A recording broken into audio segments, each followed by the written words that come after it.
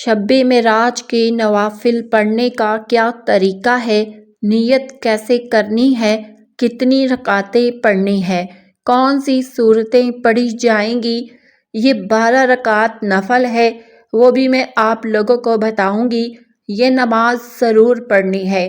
یہ وہ نوافل ہیں جو اللہ تعالیٰ کو بہت پسند ہیں۔ اللہ تعالیٰ کو یہ نماز بہت محبوب اور پسندیدہ ہے۔ دیکھیے، یہ نوافل بہت اہم ہے اور ہم نے یہ نماز ضرور ادا کرنی ہے۔ السلام علیکم ورحمۃ اللہ۔ شب معراج کے نوافل کیسے پڑھیں؟ شب معراج کے نوافل پڑھنے کا کیا طریقہ ہے؟ نیت کیسے کریں؟ کتنی رکعتیں پڑھیں؟ کون سی صورتیں پڑھیں؟ کس وقت یہ نوافل پڑھنے ہیں؟ شب معراج کی عبادت کیسے کی جائے؟ کون کون سی عبادت کرنی ہے؟ اور اگلے دن جو روزہ رکھنا ہے، اس کی نیت کیسے کریں گے؟ یہ تمام سوالات اس وقت بہت زیادہ آ رہے ہیں، کیونکہ شب معراج قریب ہے۔ یہ وہ رات ہے جس میں ہمارے آقا مولا نبی رحمت صلی اللہ علیہ وسلم کو اللہ رب العزت نے معراج جیسا عظیم معجزہ عطا فرمایا۔ اس رات کو حضور صلی اللہ علیہ وسلم کو مسجد حرام سے مسجد اقصی اور پھر آسمانوں تک سیر کروائی گئی، اور اسی معراج کی رات اللہ تعالیٰ نے امت مسلمہ کو نماز جیسی عظیم عبادت کا تحفہ دیا۔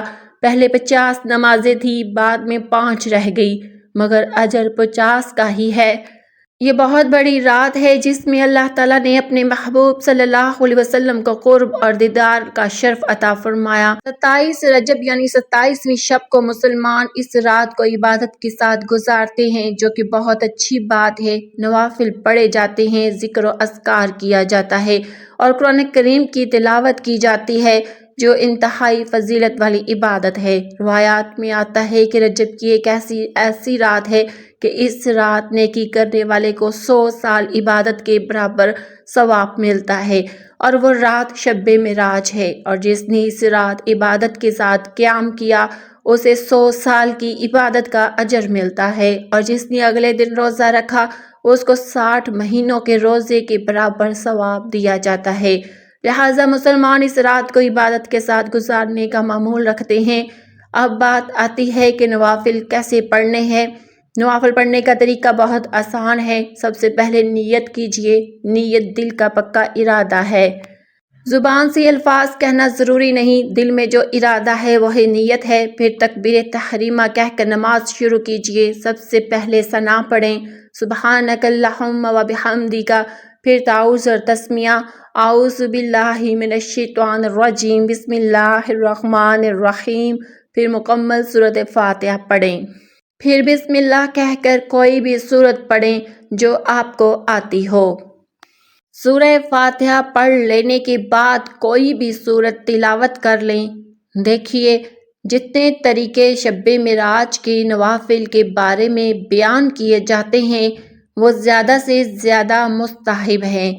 اصل مقصد یہ ہے کہ اس رات میں عبادت کے ساتھ قیام کیا جائے۔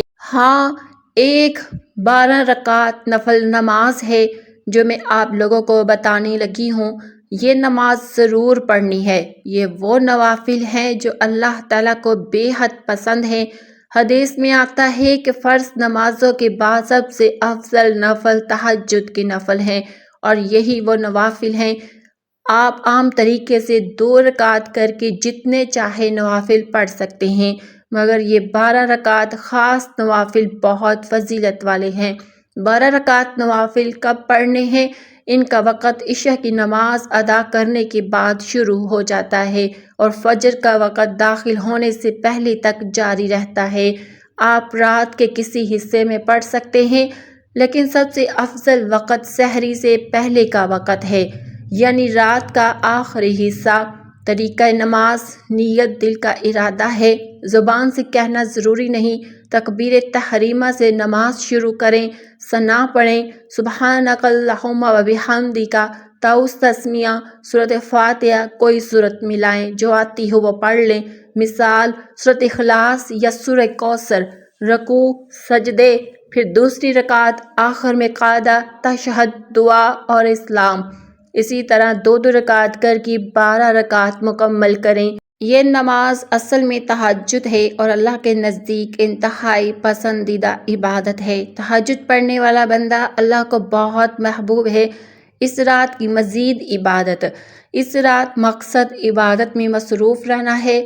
نوافل قضا نمازیں اگر باقی ہوں، تسبیحات سبحان اللہ، الحمدللہ، اللہ اکبر، استغفر اللہ، کثرت سے لا الہ الا اللہ، درود شریف کی کثرت۔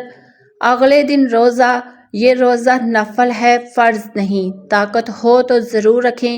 روایت میں اس کی بہت فضیلت آئی ہے۔ شب معراج کب ہے؟ جمعے کا دن مکمل ہوگا، سورج غروب ہوگا اور جو رات شروع ہوگی وہی شب معراج ہے، یعنی رجب کی 27ویں شب۔ اگلے دن یعنی 27 رجب کو روزہ رکھیں۔ آخر میں اللہ ہمیں عبادت کی توفیق دے، ہمیں اپنے پسندیدہ بندوں میں شامل کرے اور ہمارے گناہوں کی مغفرت فرمائے، آمین یا رب العالمین۔